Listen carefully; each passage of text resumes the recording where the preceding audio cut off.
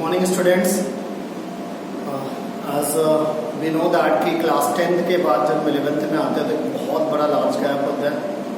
Mental ability की बात करें, अंडरस्टैंडिंग की बात करें, और जब बहुत सारे बच्चे ऐसे हैं जिनको केमिकल रिएक्शन की बैलेंसिंग नहीं आती, ऐसे में most of the time they are going to waste the time in the class और उनसे प्रॉब्लम नहीं बनती है और वो लोग बहुत परेशान होते हैं। ऐसे में हमें एक ऐसा रूल की नीड होगी जहाँ पे विदाउट बैलेंसिंग ना करके हम किसी केमिकल रिएक्शन को की एनालिसिस कैसे कर सकते हैं, कैसे पता लगेगा कि हमें वहाँ पे कितनी मात्रा में रिएक्टेंट या प्रोडक्ट बन रहे हैं। And without balancing a chemical reaction अगर आपको ये निकालना है कि आपको कितनी मात्रा में वहाँ पे प्रोडक्ट बनने वाला है, रिएक्टेंट कितना कंज्यूम होगा, तो आपके लिए बहुत ही इंपॉर्टेंट है that is the concept. That concept is known as POAC. POAC बहुत ही प्यारा सा रोल है, इतना प्यारा है कि आप इससे आराम से कोई भी न्यूमेरिकल लगा सकते हैं। प्रिंसिपल ऑफ एटॉमिक कंजर्वेशन, इसमें हमारा जो बेसिकली फंडामेंटल प्रिंसिपल है, जो हमारा प्रिंसिपल यहाँ काम करने वाला बेटा, वो कौन सा काम करना है? एटम को कंजर्व कराना है। P for principle of atomic conservation, principle of A for a से बात करें तो एटॉमिक, तो मैं थॉट दिमाग में रखना है कि एटम को कंजर्व करना है। एटॉमिक C फॉर कंजर्वेशन, जिसको कंजर्व कराना होता है, उसकी सुरक्षा करना, उसको देखना है कि वो कंजर्व कैसे रहता है। कंजर्व होने का मतलब अमाउंट ऑफ रिएक्टेंट या अमाउंट ऑफ मटेरियल जो इनिशियली होना चाहिए वही फाइनल होना चाहिए।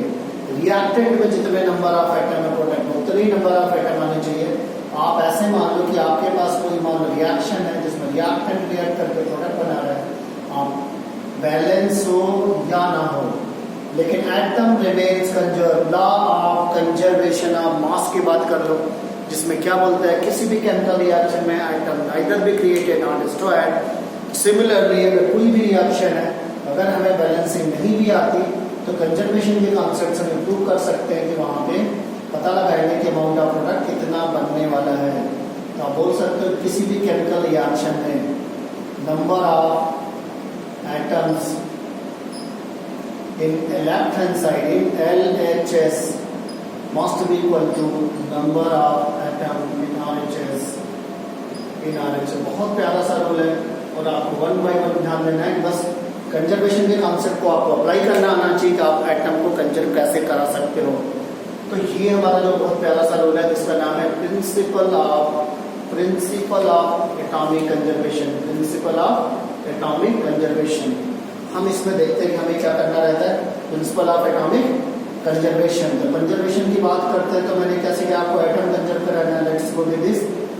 अगर आपके पास मान लो कि पोटेशियम का बेटा क्या क्लोरेट है, CaCl3, और it is going to decompose, तो नॉर्मली डिकम्पोज होगा तो KCl बनाता है, potassium chloride plus dioxygen gas बनाता है। ये बना दिया potassium chlorate on heating gives potassium chloride and oxygen gas. अगर आपको बैलेंस आता है तो बहुत अच्छी बात है। मोस्ट मान लो बैलेंसिंग आता था, आपने को पता 2KCl3 2KCl plus 3O2, लेकिन मोस्ट ऑफ द स्टूडेंट आते हैं दे डोंट नो बैलेंसिंग, या हम बैलेंसिंग नहीं करना चाहते, उसके बाद भी हम रूल को कैसे अप्लाई करेंगे। तो हम यहाँ पे लिखेंगे कि अगर मेरे पास इसका कितना है 1 मोल है, इसके कितने होंगे 1 मोल, इसका भी कितना दिख रहा है 1 मोल। चलो ध्यान देते हैं। तो किसी का भी मोल अगर निकालना है, मान लो मेरे को मोल ऑफ पोटेशियम क्लोराइड निकालना है, तो उसका वेट ऑफ, तो सबसे पहले हमें ला देखना रहेगा कहाँ पे कौन सा ला लगाने जा रहे हैं। हम ऑक्सीजन में मान लो कंजर्वेशन लगा रहे हैं, तो फर्स्ट केस नंबर 1 हम क्या करेंगे, apply POAC on oxygen. Oxygen के एटम में POAC को अप्लाई किया जा रहा है। ऑक्सीजन के एटम में अगर हम अप्लाई करते हैं बेटा, अगर मेरे को यहाँ पे पोटेशियम क्लोराइड के मोल की जानकारी है, तो ऑक्सीजन की एटॉमिसिटी यहाँ पे कितना है 3 है। तो हम यहाँ पे लिखेंगे लेफ्ट हैंड साइड में लिखेंगे तो लिखेंगे ऑक्सीजन कितना होगा 3 into mole of potassium chloride, 3 into mole of KCl3 is equal to, right hand side में यहाँ पे ऑक्सीजन आपको मिलने वाली नहीं है, ऑक्सीजन नहीं, इसको छोड़ दो, ऑक्सीजन यहाँ पे मिलेगा is equal to 2 into mole of O2। मैंने 2 कहाँ से लिया बेटा, ये आया आपका राइट हैंड साइड से, कोफिशिएंट नहीं यूज होगा, ये आपकी एटॉमिसिटी आने वाली है। जिस एटम को कंजर्व करना है उस एटम की एटॉमिसिटी पे ध्यान दो। LHS में पोटेशियम क्लोराइड में ऑक्सीजन के कितने एटम है, 3, तो नंबर ऑफ, यहाँ पे हम इसके एटॉमिसिटी पहले ले लेंगे 3 into mole of potassium chloride, ये हमारा ऑक्सीजन के एटम होगा लेफ्ट हैंड साइड में। सिमिलरली मोल ऑफ, अगर ऑक्सीजन पूछता है, मॉलिक्यूल इसका 1 मोल है लेकिन एटम हमेशा 2 टाइम होगा क्योंकि एटॉमिसिटी यहाँ कितना है 2। तो अगर हम यहाँ पे देख सकते हैं तो हमें यहाँ मिल चुका है कि 3 into mole of potassium chloride. तो बेटा हम क्या करेंगे, 3 into mole of potassium chloride क्या बात करते हो, ठीक है, 3 into mole of potassium chloride. तो आप इसको थोड़ा सा आगे ले चलो, 3 into mole of potassium chloride निकालने के लिए हमें क्या चाहिए, weight of KClO3 that should be given in gram divided by GMM of KClO3।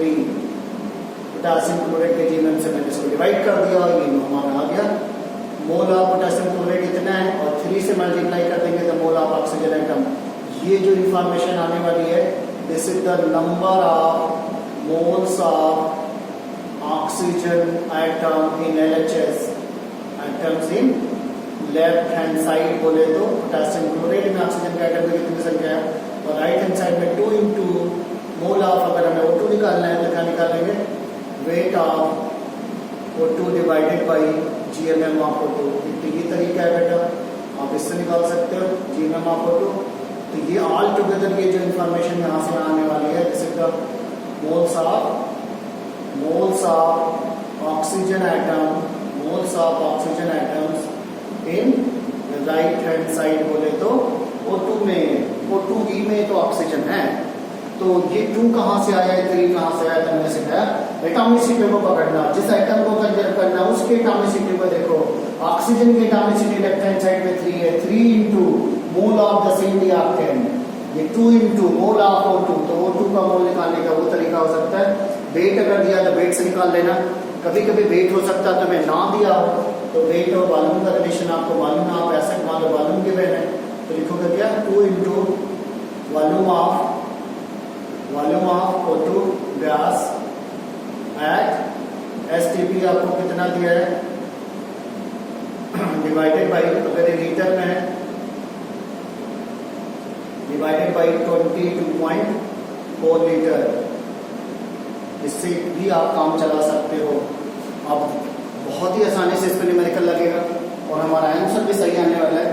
तो लेट्स चेक इट, इन दोनों में से हम इस पे एक न्यूमेरिकल लगाते हैं, बहुत छोटा सा न्यूमेरिकल लेंगे, बहुत ही प्यारा सा न्यूमेरिकल होगा और विदाउट बैलेंसिंग लगेगा। क्वेश्चन में क्या बोलता है कि पोटेशियम क्लोराइड है, तो बेसिकली पोटेशियम क्लोराइड का तुम्हें क्या चाहिए, मोलर मास चाहिए। पोटेशियम का वेट अगर तुम्हें गिवन कुछ चीजें मिल जाएंगी, तो मान लो गिवन आपके पास है,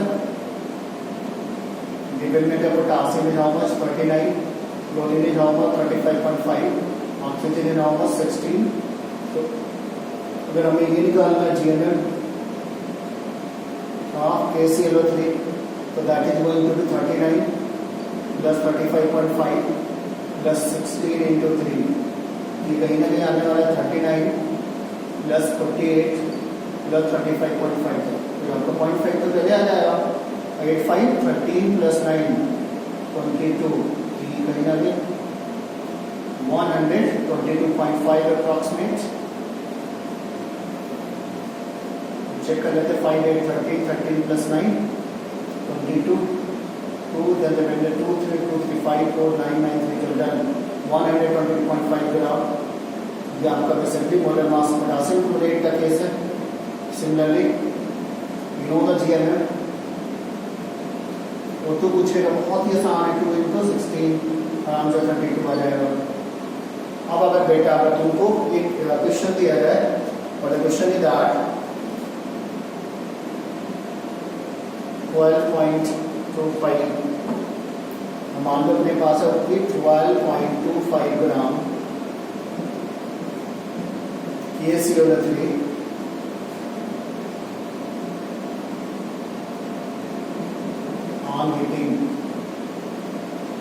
on heating gives KCl and O2. KCl and O2.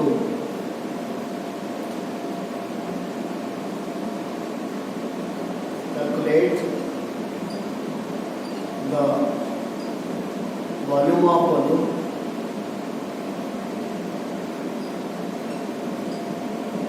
at STP.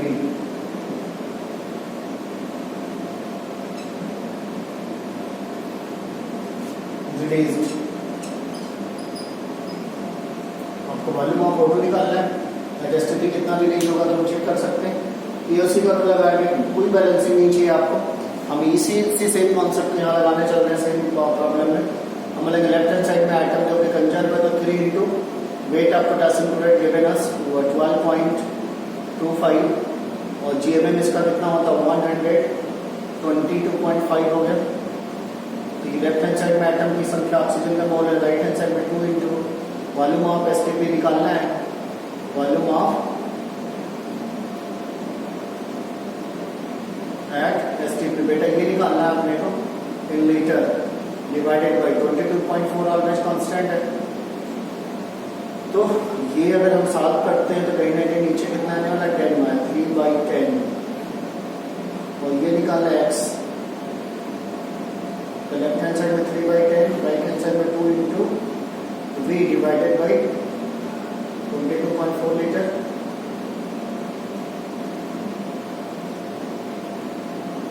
Cross multiplication करते हैं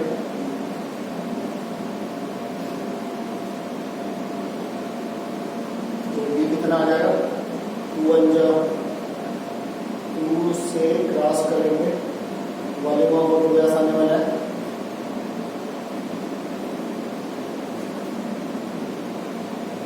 वॉल्यूम ऑफ O2 गैस कितना आने वाला है 3 into 22.4 litre divide by 10 into 2 equal to volume of O2 gas at STP।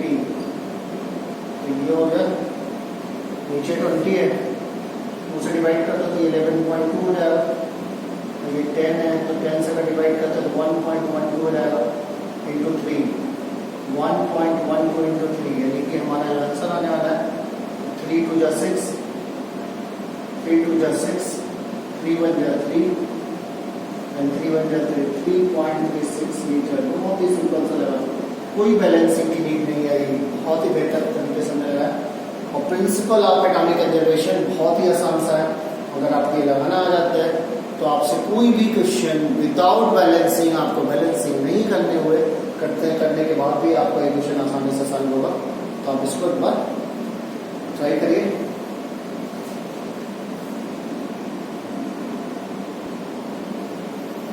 अब इस पे बेस आपका सेम कॉन्सेप्ट जैसे मैंने आपको सिखाया इसी का दूसरा क्वेश्चन लेके चल रहे हैं, देखते हो आसानी से कैसे बनता है।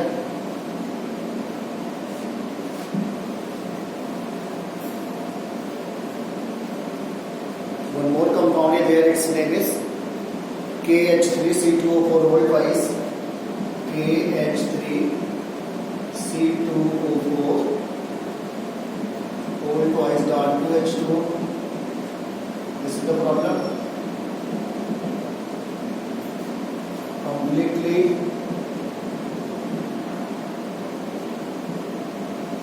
changes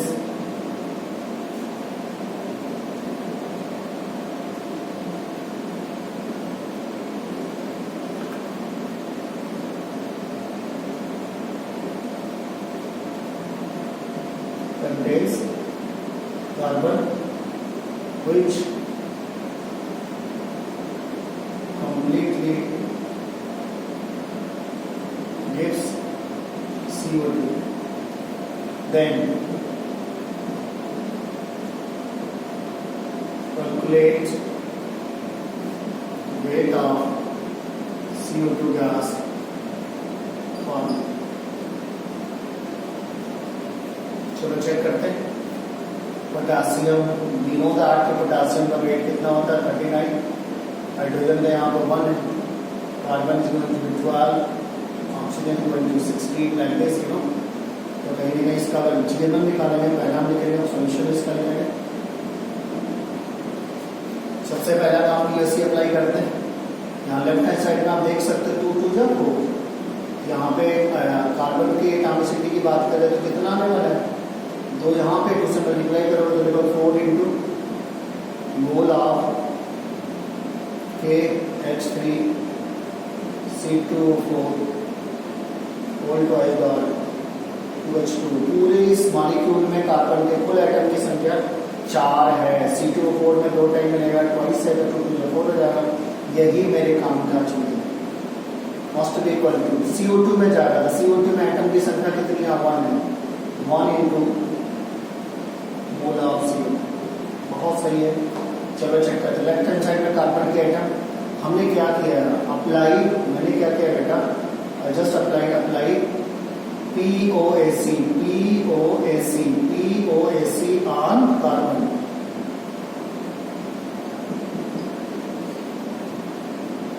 और इंटू इसका जीएमएम निकालोगे तो आ जाएगा 254 के एग्जैक्टली कितना है 254, इसका निकाल लेते हैं वेट। इसका वेट अपने पास अगर मिल जाए, इसका वेट है मान लो 25.4 ग्राम, ये हो जाएगा 2 इंटू 25.4 डिवाइड बाई 254। 254 इसका जीएमएम आएगा, आप करके देख लेना। Is equal to 1 into weight of CO2 divided by इसका मोलर मास कितना होता है 44। तो मेरे को निकालना कितना है, वेट ऑफ CO2 निकालना है। तो wait of CO2 cross multiplication करेंगे 4 इंटू 44 इंटू 25.4 डिवाइड बाई 254, ये कट जाने वाला है 10 से काटे 4.4 आ जाएगा। 4.4 4 इंटू 4.4 की बात करें, 4 4 16 117, 4 4 16 117 17.6 ग्राम। बहुत ही आसानी से आंसर आया CO2। एक लाइन में, ये एक लाइन का क्वेश्चन है, बहुत ही आसानी से लग जाएगा। ये क्वेश्चन बहुत ही आईटी के लिए इम्पोर्टेंट है, नीट के लिए भी इम्पोर्टेंट है।